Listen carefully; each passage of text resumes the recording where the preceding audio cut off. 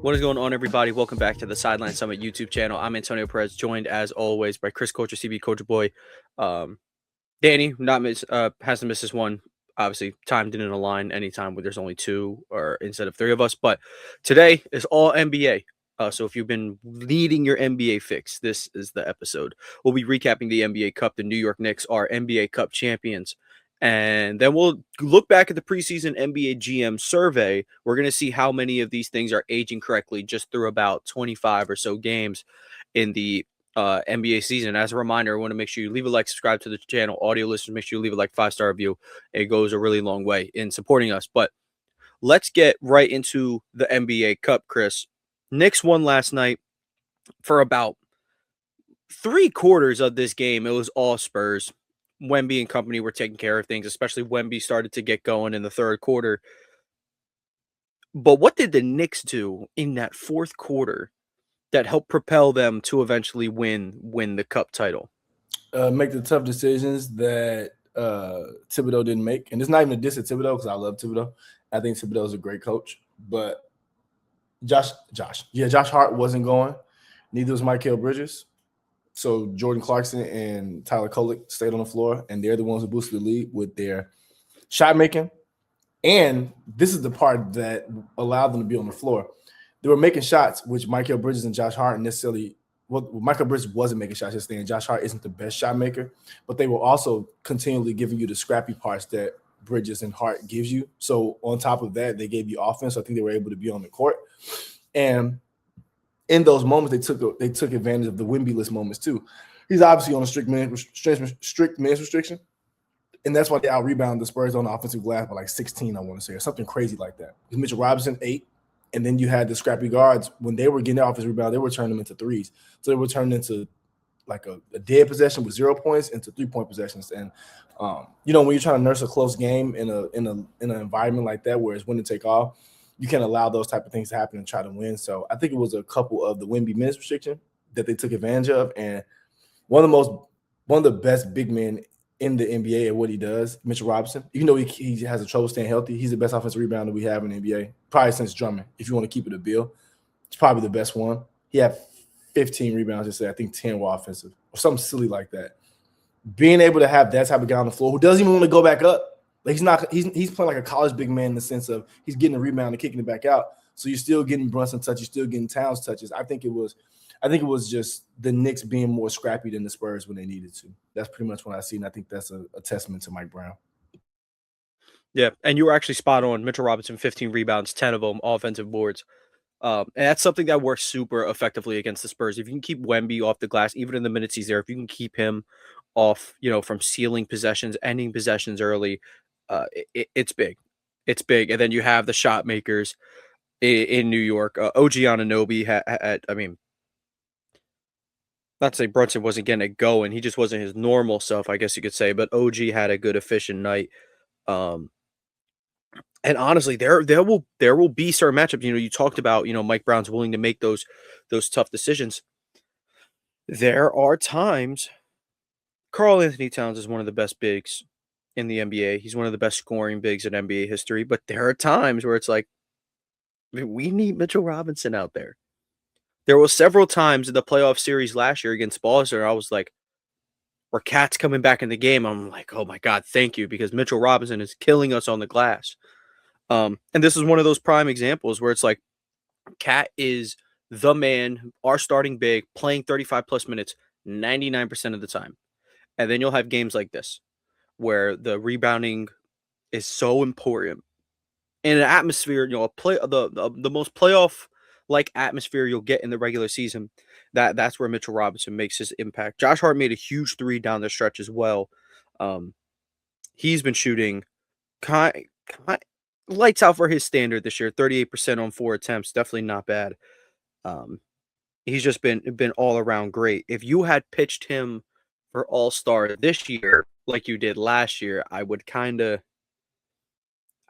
be there with you. Not gonna lie, he's been great. Like you said, Tyler Kolek good in his minutes. Oh, I'll be back again. My glorious Tatum set out just to give people like Josh Hart a chance to get their one All-Star nod. I won't let it go to waste. Well, it's gonna be a weird one because obviously it's like it's gonna be USA versus World, so there's I think there's more USA slots. Yeah. So guys like Austin Reeves will get a chance, which is good because AR deserves it for sure. You know who I think will get it? Who I think really would? Well, I'm not sure how he's been playing recently, but I would love to see Siakam get it. Just because a year without Halliburton and them having a world team, like obviously Jokic, Wemby, Giannis, Luka, like we know that's 4 that's going to be on Shea. Obviously, well, it's 5 people. Well, hopefully, I think a guy like Siakam could get a chance. Hopefully, I haven't been looking at his numbers recently, but I think last time I checked, he was like 21, 7, and like 4. Last time I checked. Yeah, I mean, look, while we're here, like, I wouldn't mind. Like, what American-born players are stamped for the All-Star game right now? LeBron, Kevin Durant, Steph Curry, Jaylen Brown, Anthony Edwards, Cade Cunningham, Anthony Edwards, Jalen Brunson. I forgot Cat's Dominicans or whichever one he wants to play, so he won't be world. So he won't be USA even if he does make it. Jalen Johnson. Let me ask you, Toronto's the 3 seed right now. Do you think they can get 2 All-Stars? I know Barnes, they damn near should get Ingram. Barnes, can they get Brandon Ingram in there too? Can, but I don't think I would put Ingram in over like a Jalen Johnson. I think that's where he struggles. Yeah, we saw Jalen Johnson, Donovan Mitchell. Yeah, guys like that's 10 guys right there. Yeah, it's hard to get AR. Yeah. It's a loaded list. It's just when you think America's running out of talent, sure, there's amongst everyone we just named, there's no Jokic or Shea, especially with Tatum hurt. But no Giannis, no Luka. It's 4 of the big guys aren't even in that list. Yeah, 4 of the 5 best players in the NBA. And we still got players who are. And if we're counting Wemby, then it's 5 of the 5 best players in the NBA are in America. Right. And then you have guys like Zion, who obviously won't make All-Star because of their numbers and have missed a lot of time. But that's American talent that could be on the roster at some point. It's going to be a lot. Like Paolo, guys like that who's missed time this year. Even maybe Duran might have earned a spot. A one-time All-Star spot, like So I don't know. I think that's going to be really interesting when it comes down to. I think them making it world versus USA. I think that's going to make it a lot cooler. Like how people are going to get picked or who's going to be left on and off. Yeah, I hear you. Absolutely. But here, let's get into the thick of the episode, which is going to be the NBA GM survey. So how it works is I think I'm going to look through, find some of the questions I find most intriguing, and we're going to go, we're going to take a look, see how these things aged. So first and foremost, which team will win the 2026 NBA Finals? 80% of GMs said the Oklahoma City Thunder, followed by 7% Cleveland Cavaliers, 7% Denver Nuggets. Also receiving votes, Houston Rockets, New York Knicks. The Thunder, obviously correct. Like that, they are, if we all had to retake the survey right now, we'd pick the Thunder.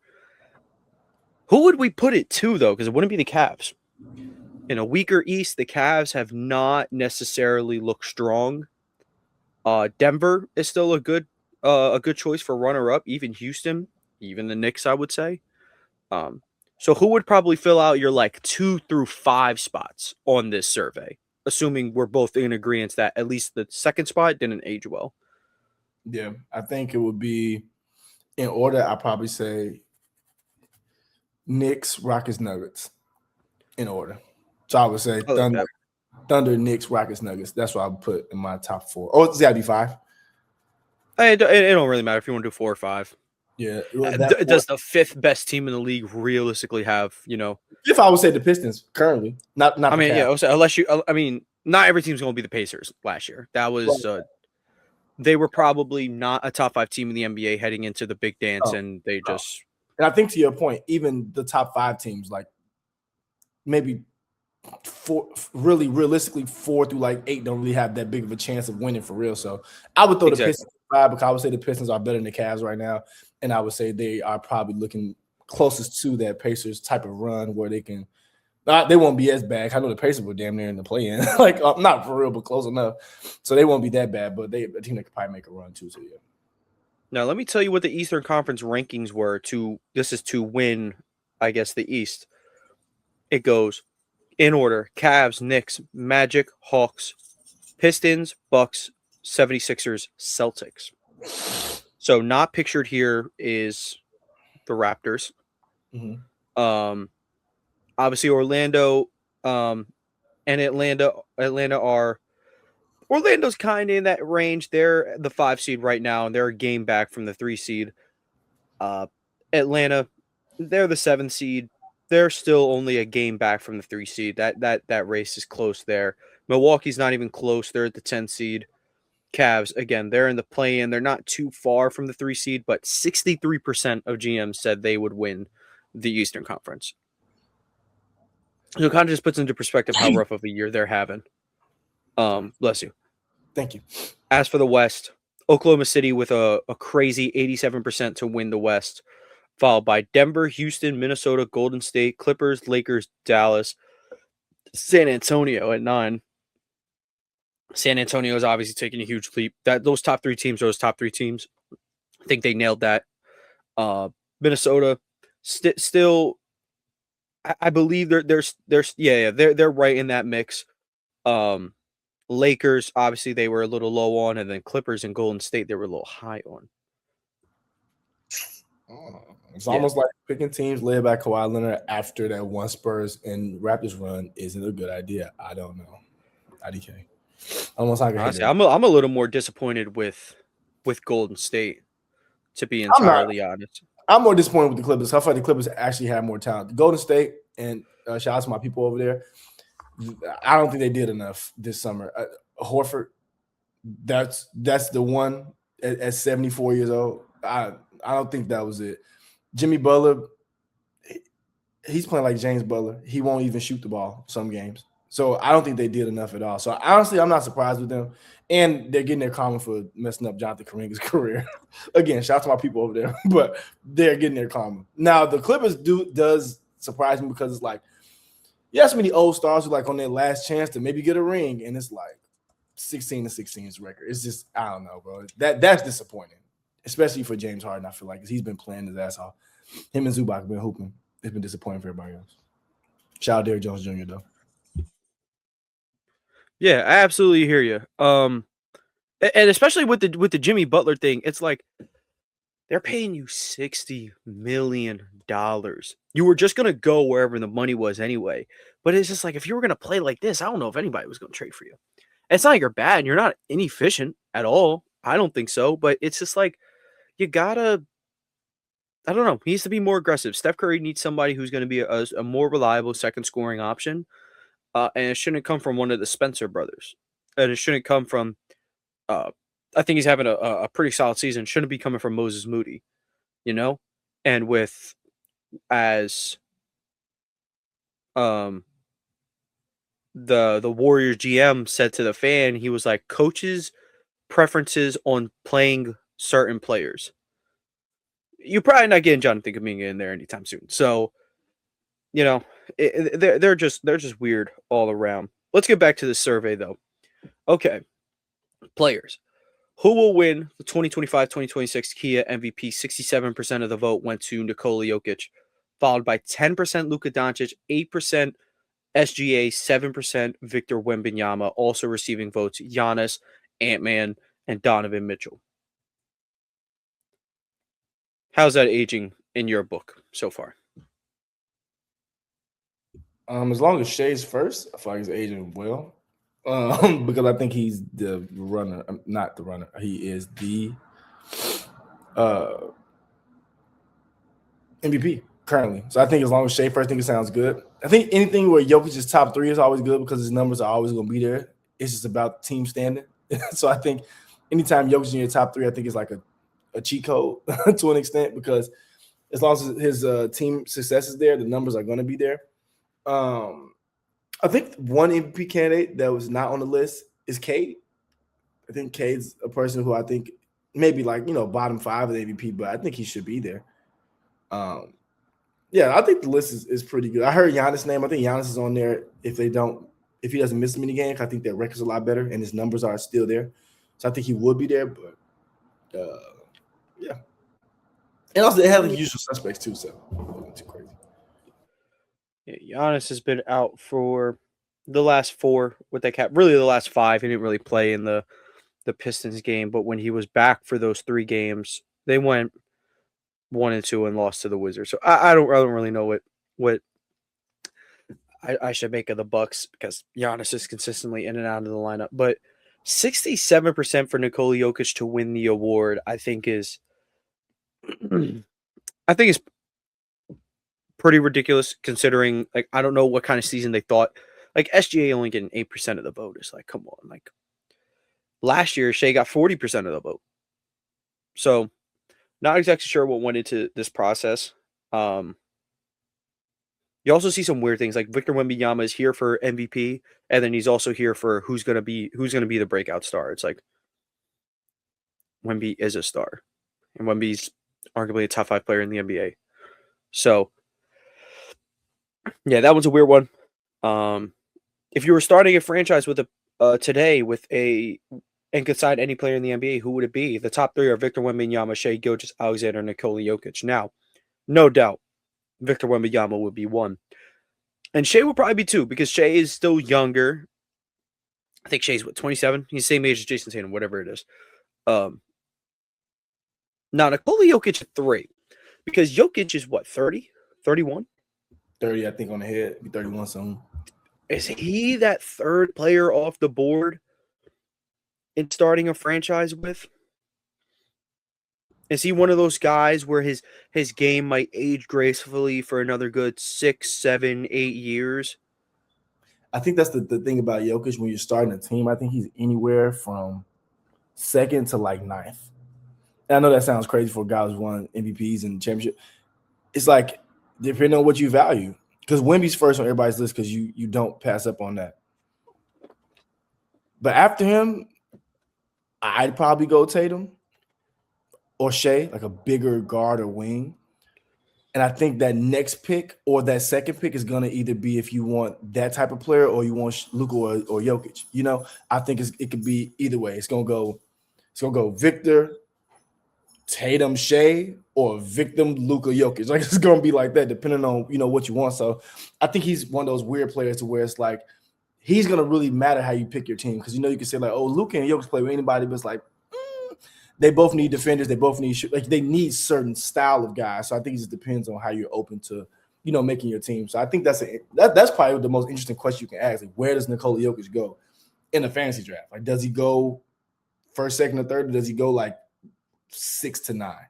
Yeah, exactly. And things you got to fix. Giannis, in reality, like, do you want Jokic do you want Jokic or Luka? Or even Shea or Tatum before Giannis. So does it go Victor, Giannis, and then everybody else? I don't know. And then you factor in age. Some guys might have Cade a little bit higher up. Some guys might value Chet as more of an off-the-dribble threat than Oklahoma City does. Anthony He Edwards. might be higher. Anthony Edwards, who is 24, is a two-way player who's very bought in on the other side. Right. He's very capable of a plug and play, being the best player on a championship team, even though I don't really believe it until you do it. But he has the makings that I believe he one day could be. 100%. So, yeah, I absolutely agree. And, of course, a lot of people may take that as a Jokic slight, but it makes sense. You have to factor age. You have to factor in their versatility. You have to factor in specifically the defensive versatility. The reason why guys are super higher on a Wemby, a Tatum, Shea, Giannis, you don't got to worry about, okay, well, I drafted Luka. Now everybody else has to be Nickeil Alexander-Walker. It has to be Jaden McDaniels. It's got to be, I need Mitchell Robinson at my center. I need this. When you have a guy who can play defense, it's like, okay, he is a 2-for-1. He's going to be my offensive star, and he can hold his ground on defense. I can get an Ant Simons. I can get a Peyton Pritchard. I can get a Cam Thomas, maybe guys who these are going to be electric scorers. I don't necessarily need them to go on the other end and absolutely clamp up because we'll have the help defenders. But you're not necessarily building around those dudes at the same time. So I definitely get where you're coming from. I think the cool part about fantasy drafts because like you say Jalen Brunson's a better player than the guy I'm about to name, but I promise you he probably does not go higher in the fantasy draft. Then I think Jalen Brunson's a better basketball player than Jalen Johnson currently. Does he go? Jalen Johnson goes higher. You see what I'm saying? So like stuff like that. Like Jalen Brunson's a probably top 10, 12 player in the NBA, in reality. I think Jalen Johnson's creeping up there for this year, but it's no way in hell Jalen Brunson goes before Jalen Johnson just off of physicals and measurables, just off that. So I think, like I said, I think Giannis and Wemby are first two off everybody's board just because of measurables, athleticism, size, blah, blah, blah, what the NBA wants. So I think that'd be fun, like actually a fantasy draft with people. That's why I love fantasy drafts in like, fantasy basketball. Even though you're not building a team, you're still doing the same thing. So like, yeah, Jalen Brunson's a better point guard than Amin Thompson, but I might pick Amin over Jalen Brunson because he gets points, rebounds, assists, those things like that. So I think that's what makes fantasy draft so cool in sports. It's literally a whole different thinking, Yeah. Speaking of Amin Thompson, this is which player is most likely to have a breakout season in 2025, 2026? You'll see a lot of like second, third year guys. Ignore them. Amin Thompson was number one, 30% of the vote, followed by his brother Asar, Brandon Miller, Victor Wembanyama, Franz Wagner. Here are all the other guys who received votes: Denny Advia, Stephon Castle, Jalen Green, Jalen Johnson, Tyrese Maxey, Alex Sarr, Alperen Şengün, Reed Shepard, Jabari Smith Jr., and Zion Williamson. Your 7 breakout. Let's eliminate some names right now. Victor Wembanyama. There's no breaking out. He literally just has to play. That's all that's really is to him. He's live, actually. Huh? Yeah, literally. He has to be breathing and wearing the San Antonio Spurs uniform. We can cross out Franz Wagner. I think we all know how good Franz is. A lot of his higher upper echelon numbers come when Paolo is hurt, and kind of vice versa. Paolo's best numbers come when Franz is hurt. That's Tatum and Brown. It's the same thing. We can cross off Tyrese Maxey. He's been broken out. He's won most improved. Some people say he shouldn't have won it over Kobe White, but I digress. We can cross out Alperen Şengün. It's literally an all-star. We can cross out Zion Williamson. Again, literally an all-star. Like, come on. He's been in the league 7 years, man. And then I also want to cross out. No, let me not cross out these dudes because third-year players, it could be a little. But like Amin and Asar, the only way they're breaking out at this point is if they start shooting the ball efficiently. And no one can accurately predict when someone's going to get a jumper. Try doing it with Ben Simmons for years, and it just never came about. Brandon Miller is another one. Brandon Miller just has to see the floor. He's got to stay healthy. I'm not saying there is no upper echelon to his game. He can't reach the heights of a Paul George or a Grant Hill or anything like that. Probably not Grant Hill. He's not that good of a passer. But he's just got to be healthy. Last year, he spent a lot of the season on the bench in street clothes. So, I don't exactly know what they mean by break. That was too low. I mean, let's talk about some names that there were great picks. Denny, phenomenal so far this year. Stephon Castle, he's been great. Jalen Johnson has been amazing. Alex Sarr, he's been great. He has been really good. He looks really good. And as much as me and you from 2 years ago on our draft live show might not like it, he's looked better. Reed Shepard. Reed Shepard, man. He's like an NBA player. He is. He put the ball on the floor. It's changed everything. Still not the number 3 pick, but he looks like an NBA player. If he goes lottery in that draft, I'm still cool. Like 10, I'm cool. 3 was just insane, but 10, I'm cool with 10. And I do want to say this. I love a good victory lap when it's me. I was telling y'all about Denny and Jalen Johnson about 2.5 years. Well, I was talking about Jalen Johnson out of Duke. He just got hurt first year out, and then he got hurt while he's playing really, really good last year. I knew Jalen Johnson. I knew that. Now, obviously, you can say, you know, 6'9", 0.4, blah, blah, blah, blah. We all seen Ben Simmons. I was wrong. Well, I wasn't wrong. I believe too much. But Jalen Johnson. Ben Simmons was wrong. He tricked me. But Jalen Johnson and Denny, bro, those are your prototype forwards moving forward in this NBA. That's your Cooper Flag build. That's your build. 6'8", 6'9" to 6'10", can dribble, pass, rebound, shoot. That is your build. That can be your point forward to your regular forward. That is your build. And Jalen Johnson is the prototype of that build because he's the best athlete and the best playmaker of the three as well. Even though Denny's an elite passer, his playmaking isn't as good, but he's an elite, better passer. I know that won't make sense to the casual fan, but it's a big difference in being an elite passer and elite playmaker. Very, very different. So yeah, I'm happy to see that. And I'm not on the side of breaking Jalen and Trey up. I don't. I think you keep those two together. I think Jalen gets more easy buckets, and then now Trey just gets to play off the ball more and shoot more catch and shoot shots. I think everybody wins. But shout out Jalen Johnson. Yeah, absolutely. And when Trey comes back, maybe Trey does take a little bit of a backseat.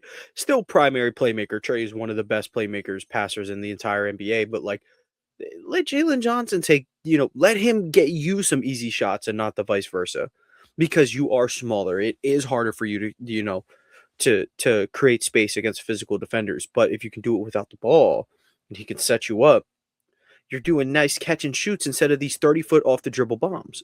Yes, and the best part about it, now they have to respect Jalen Johnson as a playmaker. Now he should be even more wide open, because now you can't just send two at Trey and blitz him off the ball, and you can't send two at Jalen Johnson because he's too big.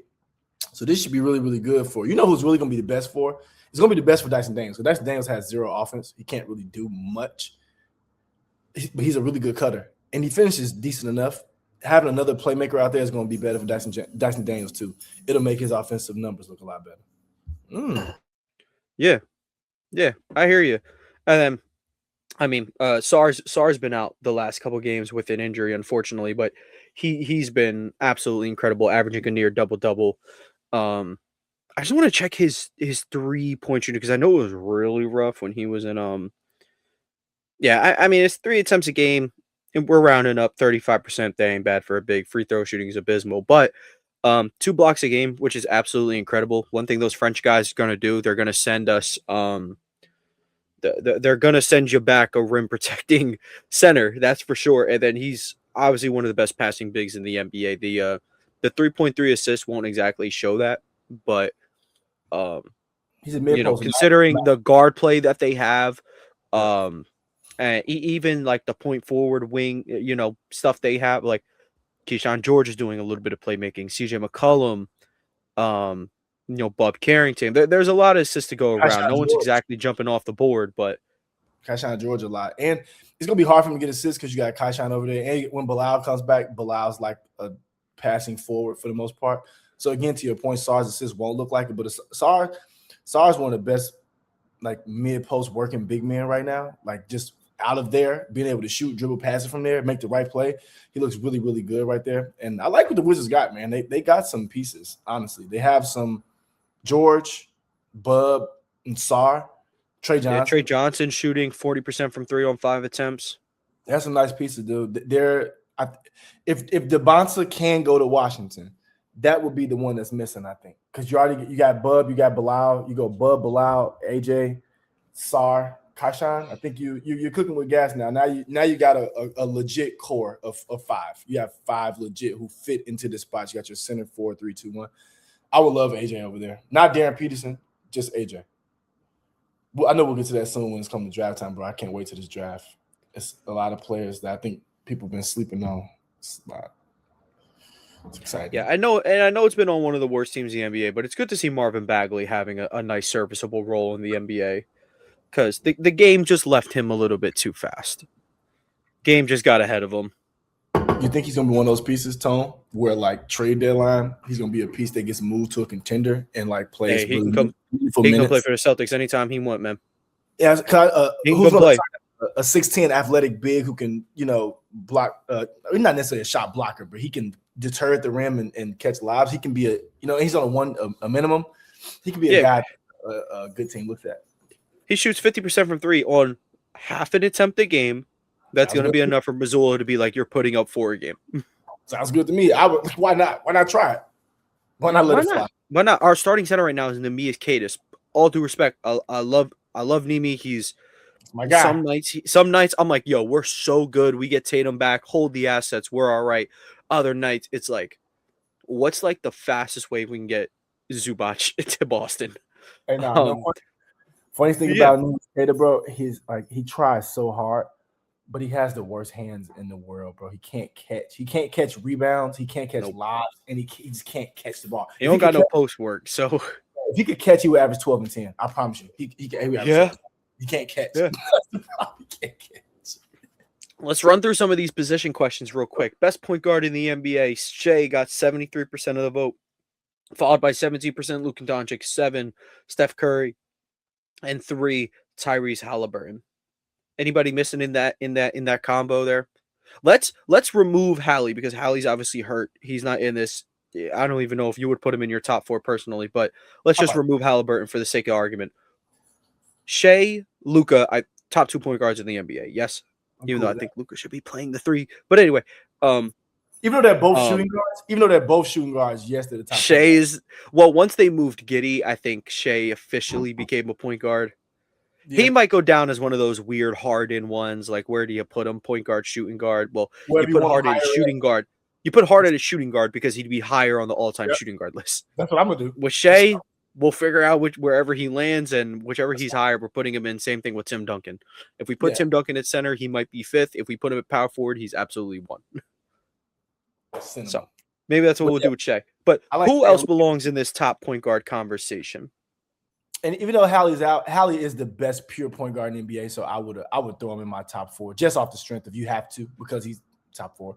I mean, pure point guard. I say Cade. Cade would be up there for me this season. Cade, and even though he's also a shooting guard, probably Maxey, honestly. Maxey's been really, really good this year. I think he's been really good on the B list minutes, kind of keeping him afloat. 40 points a game, playing literally every second, including timeouts. He's still running around. He's helping throw T-shirts and hot dogs into the crowd. That boy is working, bro. I'm in fantasy, so you look at the minutes log. I said 43, 44, 46, 48. I said 48. Put Nick Nurse in the asylum. He's crazy. But yeah, I would say those 4. Yeah, I would say those 4. Those 4. And Maxey probably could be a top, but I would say, and I will mention to Josh Giddey. Yeah, he's cooled off a little bit from the start of the year. And again, Giddey's just one of those weird ones where it's like you kind of have to watch on a night-to-night basis how effective he really is. Look, one night he'll put up 29, 12, and 10. It's like, oh my gosh, they had to have won by 30. They lost by 15. Other nights he might put up a good 18, 10, and 9, and they won the game by 8. Because it just kind of depends. Not to say his stats are useless, right? Like Luka Doncic had 35, 11, and 9 the other night. It's like, oh, well, he got his stats. Obviously, everything Luka's doing is trying to go into winning, but sometimes it doesn't necessarily catch a flow on offense. And it also doesn't help that they were that's the game I'm referring to specifically. There is no youth on the floor. Nobody's willing to run with Fox all day. No one wants to run with Dylan Harper, Devin Vassell, and Stephon Castle. One day, they're going to catch the oldest team in the league lacking, and they're just going to play all 4 of them. They're going to play all 4 guards in Wemby. That's what I would do. Is it even small ball at that point? Stephon Castle is like 6'7", dude. First of all, even though Stephon Castle is only 6'4", 6'5", he plays like a center. First of all, he plays like a rim running center. Like, exactly. Yes, he puts pressure on the rim better than most starting centers in the NBA. It's crazy. So, like, we're literally like watching them play is like a AAU team that has a bunch of good guards, and they kind of just let them go to work, and then everybody else kind of fills in around them. I love watching their games, and then they have the ultimate guard support in Wemby. Like, not only can he protect you at the rim, he also can float to the 3. So now you have more space to drive, and people can't drive on you. That's so much of that's like peak Porzingis. That's the best luxury to have. Yeah, exactly. Yeah, absolutely. Let's move to the shooting guard one. You might roll your eyes because we literally just gave this whole point guard discussion, and 3 of the same names are here. Anthony Edwards got number 1, 70% of the vote. Donovan Mitchell was 13%, followed by Luka Doncic, Shai Gilgeous-Alexander, and Steph Curry. Steph Curry is shooting guard in our grand 2026. Are we serious? That's ridiculous. So, okay. Anthony Edwards, number 1 shooting guard in the NBA. I would personally put Devin Booker at 2. But one could argue he is their point guard now. So they might have taken him out of shooting guard conversations. Donovan Mitchell obviously still is a top 3 shooting guard, But we need to fill we need to fill those last couple slots because those other dudes are not shooting guards, at least anymore. So, oh my God, this list is ridiculous. Okay, top 3 shooting guards in the NBA: Ant-Man, Devin Booker, Donovan Mitchell. You can kind of swap the other 2. I will agree. Even though, like I was saying, like, maybe Booker is considered a point guard now. I'm not buying it. That's a shooting guard. And actually, I want to keep it a bill, even though I do have hate deep down for him and his lack thereof or left hand. Jaylen Brown is a top 4 shooting guard in the NBA as well. He's not a small forward. The Celtics, but JB's been playing small forward for the better part of we know he's a shooting guard because we know Jason Tatum's really a 3. Just in this NBA, he's a 4 because you can't put anybody at the 4 that can really guard him. But I know Jaylen Brown's really a 3, so I'm saving for the small forwards because he's still top for me. But I did want to give JB some love. JB's a big 2, but he's a 2. But because I look, is Scotty Barnes Tatum is a big guard for real. Is Scotty Barnes a 3 or 4? You tell me right now. Is he a 3 or 4? He's a 4. Look, you determine whether someone's a 3 or 4 how good they are defensively. Scotty's a 4. Tatum's a 4 too, and he would take very much disrespect to the amount of lateral raises he put in so that he can bump shoulders with 4s in the NBA. Duke Tatum was closer to a 2 than a 3. No, Duke Tatum was, and then he came in, he put the work in, and he found himself being a point center. I don't know. We're getting to that point. Yeah, so I'll keep them, but I think that is a top 3. But if JB is a 2, he's the 4th best 2 in the NBA. And this season, the best one. He's been number 1. This season, I'm not afraid to put him just behind Anthony Edwards. No, I think he's 1. I think with 1. Okay. Hey, no complaints from me. I'll give you the reason why. His playmaking's been so much better this year. And not, like I said, playmaking isn't making a pass. It's making a play to get a score or to get someone else to get an easier look or easier basket. Jaylen Brown, and that was one thing I was scared of him as the number 1. Him being able to do that. He's shown he's able to do that a lot of times. And it's equated to a bunch of open looks, a bunch of paint touches, a bunch of everything. Also, Jaylen Brown's ISO scoring has been way more efficient. But to the eye, I'm not looking at the analytics, but to the eye, it's been way more efficient. It's less dribbles and more get to the point. So I think Jaylen Brown's maturation is what's kept the Celtics close. And I've been a Jaylen Brown hater proudly for a long time because it was fun to do. But I can't hate this year on him. He's been spectacular, and I think he's been the reason why they've been around. So I would put him in as 4 in that shooting guard conversation. Or if he's a small forward, then he would be damn near top 2 small forwards this year. So I would say shooting guard, if I'm not putting Jaylen Brown.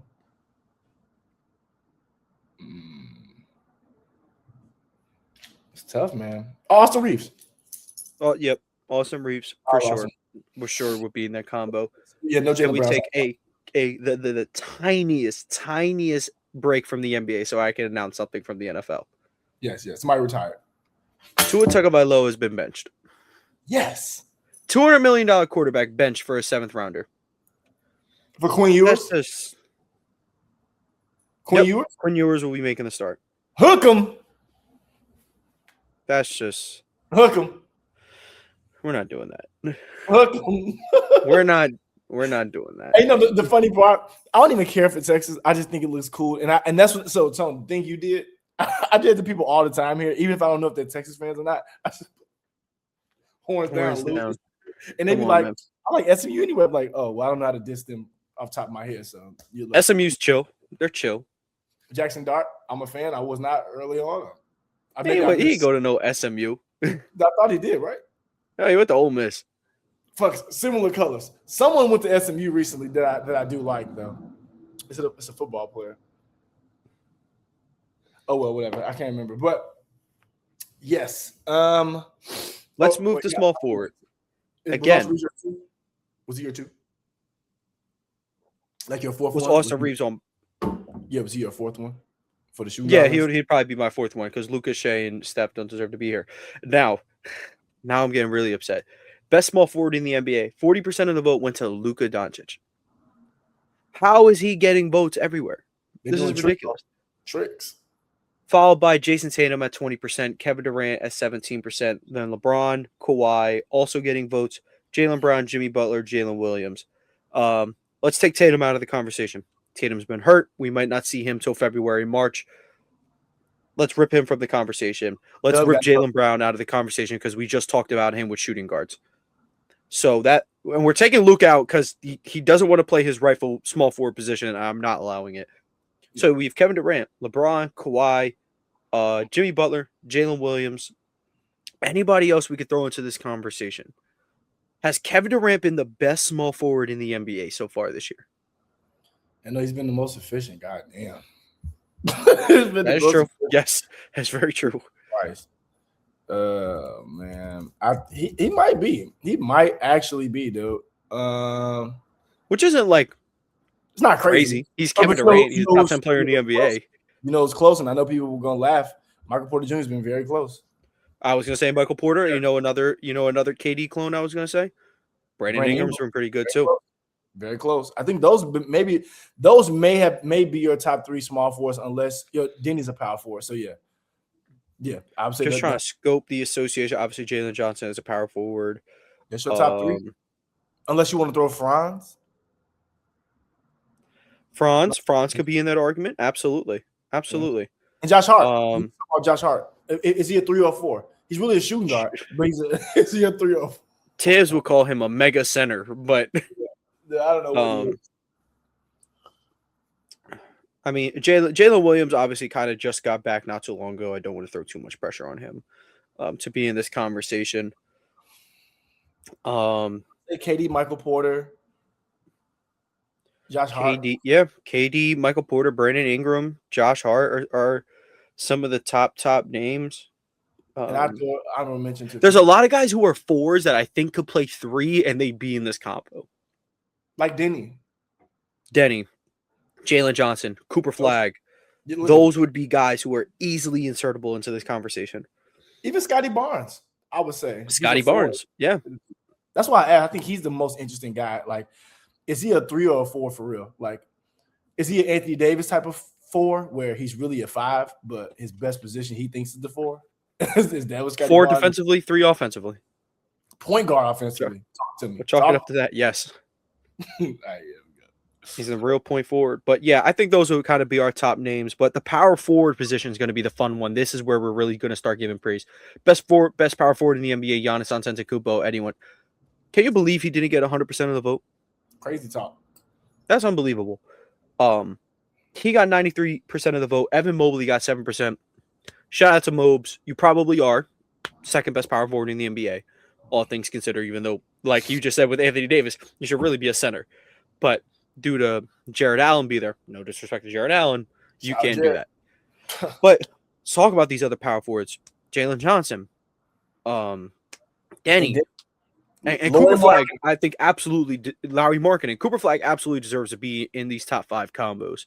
I would have him as my first honorable mention in this 4 group. Yes, because of the other 3 names we mentioned. I would say Giannis, Scotty, Denny, Jalen Johnson would be ahead of Cooper Flag, and I would have Laurie. So I would have him like at 6. I would have Cooper right at 6 for my 4s because I would throw Laurie and Scotty over him. Those would be like the ones teetering, and I would have Denny and Jalen Johnson and Giannis. That's who I would have.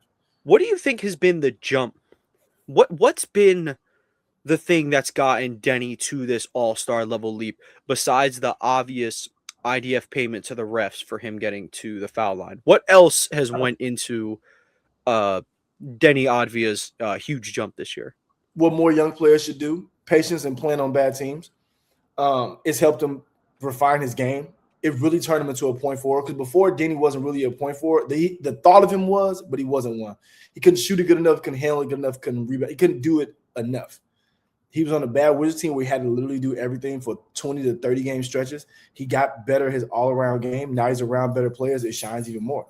So it's literally just patience and playing on bad teams and actually developing while over there and not just sitting and soaking, actually developing. So that's why I show so much love to Denny, dude, because Denny took all this himself. He did this on his own. This is obviously you have coaches and people help you, but this is self-motivated progression. He's gotten better because of the situation he's been in. So I applaud him a lot. Yeah, absolutely. Real quick, best center in the NBA. Jokic got 97% of the vote, followed by 3% Victor Wembanyama. It doesn't look like anyone else got votes. Jokic obviously has been the best center in the NBA this year. When Wemby's healthy, he has been second best. And I don't know, maybe he has an argument over Jokic for that first spot, but those have been the top 2 guys. What other guys will we throw in this conversation so far through this season? Şengün. Absolutely. Şengün, I would say. Maybe not the top centers, but love to Derek Queen. Yes, Little even love to Derek Queen. and love to Bam as well. Bam, Bam is absolutely. in a lot of weird spots, playing with wear, without wear, playing the but dude he played the 3 one game. I watched it myself. He played small forward. So shout out to Bam just being able to be literally switchable. And Bam and Duran have been elite. And progression is something I love. The big O, Oneko Okongwu has progressed and progressed and progressed and progressed. Now he can shoot threes, dude. And he still rebounds the same way, still defends rim the same way. Oneko Okongwu's progressed. I wouldn't say he's been a top guy, but he's a guy I want to shed some light on, bro. He's been awesome for them. Awesome. Wendell Carter's been solid as well, too. Like I think the centers have been playing a lot better this year, even though they haven't been like jumping off the page, but they've been serviceable, to their team. And I think that's been cool. But yeah, Duran's been what I've been waiting on. This is the Duran I've been waiting on. I was a little early, but I was never wrong. Anthony Davis. I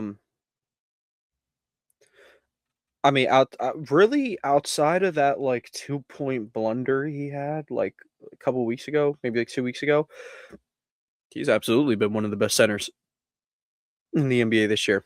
In and out of the lineup for sure. But the defensive impact is felt. He's kind of given himself up to this excellent low post presence offensively, which I think is good. I think he's you gain the muscle to play center for LA, and it's hard getting back. It's hard, losing that weight to get back to that fluid 4 you want to be. But he's willing to maintain that so he can be the center. Cooper Flag could be the power forward, and they're automatically one of the best defensive units down low with them too. So shout out to AD.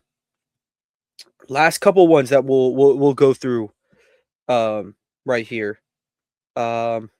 Which team has made the best overall moves this offseason? They voted Hawks at number 1, 53% of the vote, followed by Houston, Denver, Orlando. Boston actually got 3% of the vote. I'm going to assume that has to do with getting off the second apron tax. But through this point of the season, are the GMs right? Have the Hawks made the best offseason moves? Yep. I don't think it's even close. Nikhil is a home run. Kristaps, home run. Even though Kristaps hasn't played, still a movable contract. For Kristaps. That sucks. He has an illness again, dude. Whatever the illness is, bro, get it out of his body and shoot it to the moon. Because I don't know what the fuck it is, but get it out. Yeah, because at this point, like if we had known, like I wish we had known what this disease, he would have never even played. We would never have made him play in an NBA playoff game. Yeah, I have no idea. We knew he had an autoimmune disease. Like it's insane. It kind of just sucks, But most importantly, in all things too. Even though he's not playing, still a 7'3" move. If he does get a chance to play, or if you can't move him and he does get a chance to play down the stretch, you can always add a Kristaps Porzingis to your team. I swear to God, you can find exactly. We always talked like we were talking about this year. Oh, Kristaps is going to have to play. He can't be the cherry on top. Damn it, he is the cherry on top once again. Kristaps Porzingis is the ultimate icing on the cake. Yeah, but I think they're right on that. Vanilla icing. Yeah, I think they're right on that. And honestly, I don't know about the Nuggets moves. Nuggets moves okay, I guess. Cam Johnson, he can't throw a ball in the lake right now, unfortunately. The Pistons move. I think the Duncan Robinson's getting some shooting and stuff like that. Little things like the around the margin moves, like the Duncan Robinson, the vert, like those small Paul Reed, like those type of moves. Dennis Jenkins hitting on him, like stuff like that. And they found Dennis Jenkins in the offseason because that was before Summer League. Those are major to their success right now. And the Magic, it took a little while, but Desmond Bane has found his jump shot. And that's what they've been looking for, and the results are showing. Which one player acquisition will make the most impact? Kevin Durant got 73% of the vote for Houston. Next was Desmond Bane. Other guys who got votes were Cooper Flag, Drew Holiday, and Miles Turner. Paul George won this vote last year, by the way. Has Kevin Durant been the highest impact acquisition so far through 25 games, or do you give that title to someone else? Which guy is showing out most for his new squad? I would say KD is first just because he opens up a whole other part of offense. Second, and it's maybe unpopular, but I think Nikhil's been the best. I mean, the second best. And the I reason think that's very valid. I think it's very valid. it's a huge reason why. It's not just the scoring. He's averaging 20 points a game, first of all. Virginia Tech, Nikhil Alexander-Walker fans like myself, we're excited for this moment because that's who Nikhil Alexander-Walker was in college, bro. He was a bucket. So this is exciting right now for Nikhil. But he's averaging 20. He's very, very efficient. And also, I think Jalen Johnson obviously has been a big reason why they've been able to supplement the Trey minutes. But Nikhil Alexander-Walker has been a reason why they've been able to supplement the Trey minutes and Dyson Daniels struggling on offense. Nikhil Alexander-Walker has been that reason because he's been able to defend his ass off and score and take ball handling duties when Jalen Johnson or Dyson Daniels isn't on the court. So it also allows them to continue to play big because he's a guard with size. You know what I mean? So I think outside of KD, I think Nikhil's been the biggest, most important acquisition so far. Yeah, I think that's a great take, and I agree. 20%, shooting 39% from 3 on 7 attempts a game, can create off the dribble for himself. It's been incredible, and like you said, he's not maybe the secondary playmaker, but outside of Jalen Johnson and Trey Young, if Nikhil Alexander-Walker is your playmaker after them two, you live. That's great. That's great because he's never going to see the court without one of them too, so he'll be fine. Facts. And I compare it to, it's kind of like Mikal Bridges isn't the greatest ball handler, but when Josh Hart or Jalen Brunson doesn't have it, he's the guy who kind of gets him into the offense. Like, he's not going to do nothing flashy, but he's not going to get the ball taken. He's going to get you into your set. I kind of look at him like that. Even though I think Nikhil does it better, I kind of look at him in that same vein. Yeah. And then last question that we can do before we get out of here. Who has been the most underrated player acquisition? Now, bear with me. There's a lot of guys got votes. In order: Desmond Bane, Cam Johnson, Kristaps Porzingis, Lonzo Ball, John Collins, Dorian Finney-Smith, Drew Holiday, Luke Cornett, followed by other guys who also got votes: DeAndre Ayton, Bradley Beal, Jalen Green, Al Horford, Kevon Looney, Brooke Lopez, Norman Powell, Marcus Smart. Huge shout out to Marcus Smart. He's been decent for LA. Yeah, Luke Cornett wouldn't be my answer here though. Yeah, Luke Cornett and DeAndre Ayton jump off the page at me, just because I think they've been more than serviceable in their time. Aiden's been really good, in my opinion. I think he's been really, really good for what he's been asked to do. So I really like that. But the one I'm going to go with, and I have a good explanation, Derek Queen. And the reason I'm going with Derek Queen is because when it happened on draft night, that was, which I still think it was a little crazy to not put any protection on it. It was a little crazy. No, not even a top 3. It was crazy. Protection. It was crazy. No protection was crazy. And that sentence could go for a lot of stuff, but we're keeping the basket. You can learn a lot from this, kids. Don't be Joe Dumars. It's crazy. Do not be Joe Dumars. But I think even with that being ridiculous, he's been a top 3 player in the class. Dare I say? At times, he's been the top 3 player in the class. Knipple and him and Fears are right there. He's giving you an out, a just in case out. If you really do want to get out on Zion, he's giving you a just in case. He's not the athlete, but he's going to give you similar type production is what it looks like. And I think that can save a GM's job sometimes.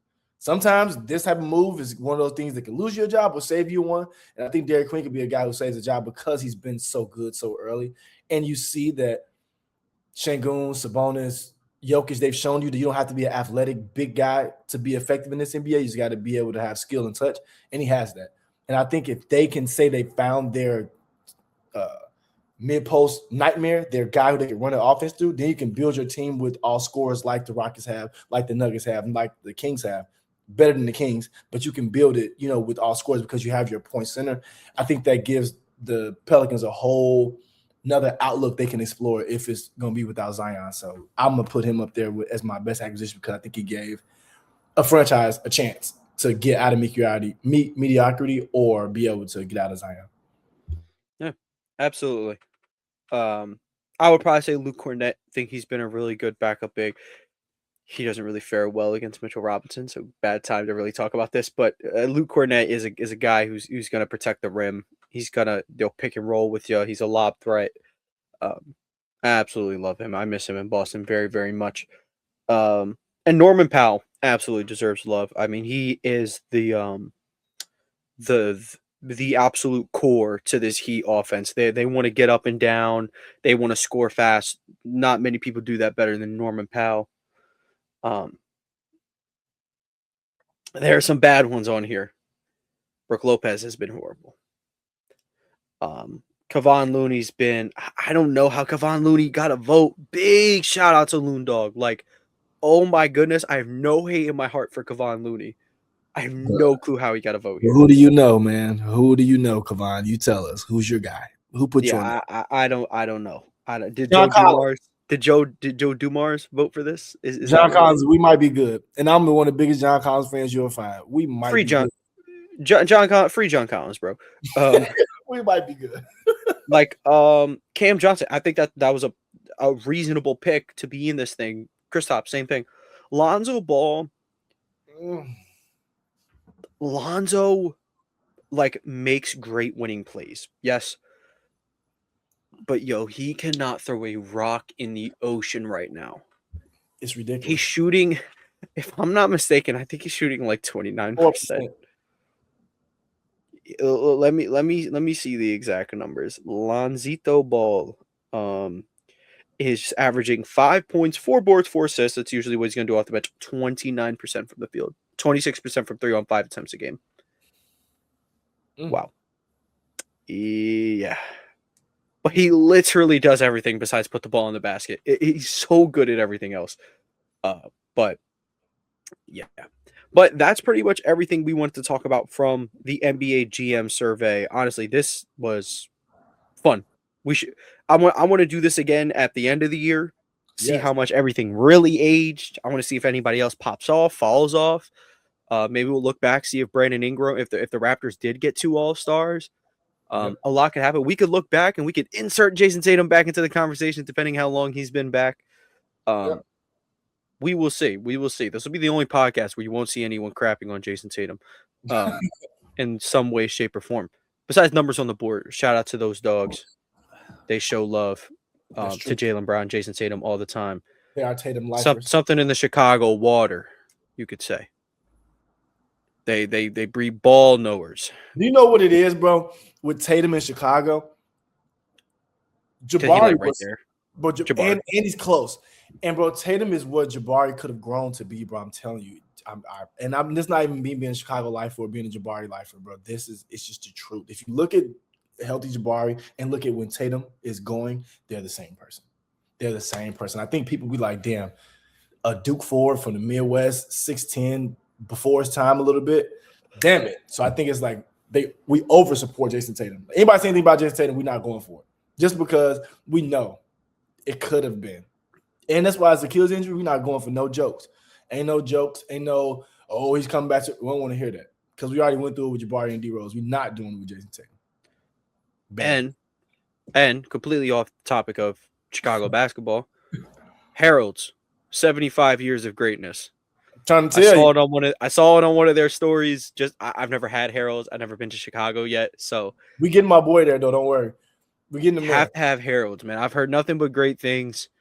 And I'm taking y'all to my people's spot, to my people's own Harold. Don't worry. We get them right, Chicago. If y'all hearing, trust me. We will be getting them to Danny and Tom. And I will be making an appearance in Texas soon. And Texas, Philly. And I have to go to Wawa. I've heard about it. 1,000 times. Look, man. Buffalo chicken strip sandwich. Man. Dear basketball. Dear Buffalo chicken strip sandwich. My glorious Buffalo chicken strips. Exactly. But thank you guys so much for tuning in. Again, make sure you leave a like, subscribe to the channel. Audio listeners, leave a like, 5-star review. AP New Freezer, Culture by Migos. Thank you guys for tuning in, and we'll catch you guys next week.